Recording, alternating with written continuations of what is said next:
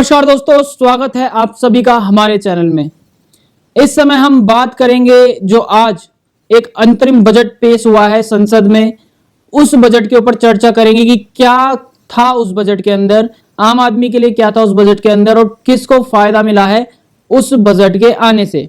सबसे पहले आपको बता दें कि ये जो आज बजट पेश हुआ है, ये अंतरिम बजट है, पूर्ण बजट नहीं है। पूर्ण बजट जुलाई में आएगा। जुलाई 2024 में जो संसद का सत्र होगा उसमें पूर्ण बजट आएगा केंद्र सरकार के द्वारा। तो जो अभी आज पेश हुआ है वो सिर्फ अंतरिम बजट है। ये जो अंतरिम बजट है, इस बजट में सिर्फ 3 महीने का ही लेखा जोखा होगा कि अगले 3 महीने में सरकार जनता के ऊपर कितना खर्च करने वाली है। उसके बाद चुनाव है 2024 के और जुलाई 2024 में पूर्ण बजट आएगा। तो तब तक के लिए, पूर्ण बजट के लिए तो वेट करना पड़ेगा। लेकिन ये जो अंतरिम बजट है, इसमें क्या कुछ खास था इस वीडियो में आपको बताएंगे। सबसे पहले तो जब बजट का भाषण शुरू हुआ तो शुरू के 20 मिनट तो उन्होंने अपनी सरकार की उपलब्धियां गिनाई, किस तरह से उनकी सरकार ने काम किया, भ्रष्टाचार को खत्म किया, भाई भतीजेवाद को खत्म किया, किस तरह से महिलाओं की आमदनी बढ़ाई है, किसानों की आमदनी बढ़ाई है और भी बहुत सारी स्कीम्स के बारे में उन्होंने बताया इस बजट में। लेकिन जो बजट में मेन जो पॉइंट्स थे उसमें सबसे पहले तो उन्होंने प्रधानमंत्री आवास योजना के तहत अगले 5 साल में 2 करोड़ और घर बनाने के लिए बोला ग्रामीण इलाकों में। दूसरी बात बता दें, सर उन्होंने ये कहा है कि 1 करोड़ महिलाओं को अभी तक लखपति दीदी बना दिया गया है। जिनका टारगेट था 2 करोड़, उसको बढ़ाकर 3 करोड़ कर दिया गया है। लगभग 3 करोड़ महिलाओं को लखपति दीदी बनाया जाएगा। चौथा मेन पॉइंट था इसमें कि भारत में अब 3 नए रेल कॉरिडोर भी शुरू होंगे और 40,000 जो नॉर्मल रेल के डब्बे हैं उनको चेंज कर दिया जाएगा वंदे भारत में। ये बड़ी बात कही है उन्होंने। उसके बाद उन्होंने कहा है कि जो पिछले 10 साल में, मतलब 10 साल पहले जो देखें कि जितना टैक्स कलेक्शन होता था उससे 3 गुना अब टैक्स कलेक्शन बढ़ चुका है और जो राजकोषीय घाटा है वो भी 5.1% तक रहने का अनुमान है। और आखिरी का जो मेन पॉइंट है यही कि कॉर्पोरेट टैक्स को घटाकर 22% कर दिया गया है। लेकिन जो इनकम टैक्स स्लैब्स हैं उसमें कोई बदलाव नहीं किया गया है। सिर्फ 7 लाख से कम वालों को, जिनकी सैलरी सालाना 7 लाख तक है, सिर्फ उन्हीं को टैक्स में छूट दी जा रही है। बाकी और टैक्स स्लैब में कोई बदलाव नहीं किया गया। आज का ये जो बजट पेश किया है वित्त मंत्री निर्मला सीतारमण ने, उसमें सबसे बड़ी बात उन्होंने ये कही है कि सन 2047 तक जो भारत है एक विकसित राष्ट्र बन जाएगा, यानी कि डेवलप्ड कंट्री की लिस्ट में आ जाएगा 2047 तक। यानी कि लगभग आने वाले 23 से 24 सालों में भारत डेवलप्ड कंट्री की लिस्ट में आ जाएगा। उन्होंने ये भी कहा है कि निर्मला सीतारमण ने ये भी कहा है कि हर घर जल, सभी के लिए बिजली, गैस और वित्तीय सेवाएं और बैंक अकाउंट खोलने के लिए उन्होंने बहुत से काम किए हैं मोदी सरकार ने। खाद्यान्न की चिंता दूर की है, 80 करोड़ लोगों को निःशुल्क खाद्यान्न भी उपलब्ध कराया है। मूलभूत आवश्यकताओं को भी पूरा किया है, जिससे ग्रामीण क्षेत्रों के लोगों की आय में वृद्धि भी हुई है। और सबसे बड़ी बात उन्होंने ये कहा है कि उन्होंने भ्रष्टाचार और भाई भतीजावाद को खत्म किया है। दूसरी बड़ी बात इस बजट में ये आई है कि जो प्रधानमंत्री आवास योजना है इसके तहत 2 करोड़ घर और बनेंगे। ये निर्मला सीतारमण ने आज क्लियर किया है। वित्त मंत्री निर्मला सीतारमण ने कहा है कि देश की इकोनॉमी सही दिशा में है, पारदर्शी शासन पर हमारी सरकार का फोकस है।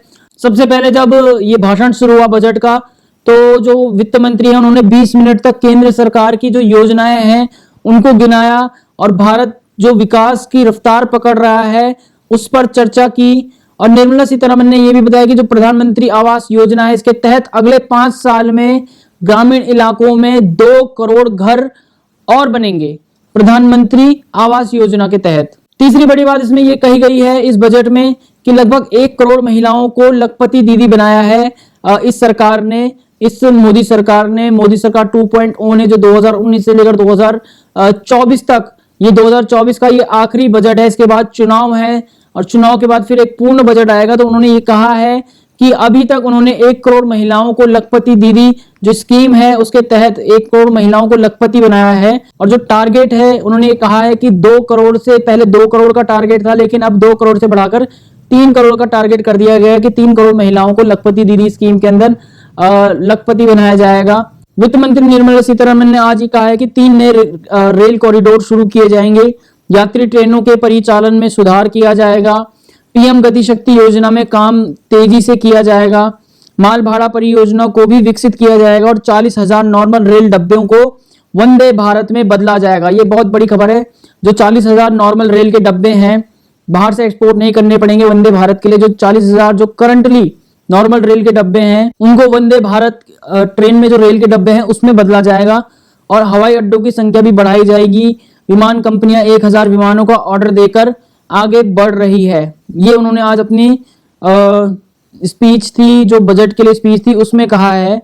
और उन्होंने ये भी कहा है कि पिछले 10 सालों में जो टैक्स का कलेक्शन है वो 3 गुना बढ़ा है भारत देश के अंदर। वित्त मंत्री के अनुसार जो राजकोषीय घाटा है वो 5.1% रहने का अनुमान है। लगभग 44 लाख करोड़ रुपए का खर्च है और 30 लाख करोड़ रुपए का रेवेन्यू का अनुमान भी बताया गया है। और जो पिछले 10 साल हैं उसमें जो इनकम टैक्स का रेवेन्यू है वो 3 गुना बढ़ चुका है।